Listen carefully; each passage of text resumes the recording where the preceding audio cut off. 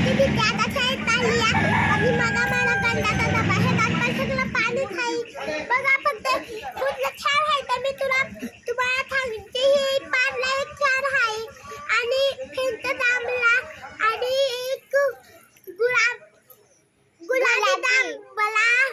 आणि फेंट तांबला बघा किती सुंदर दिसतो आणि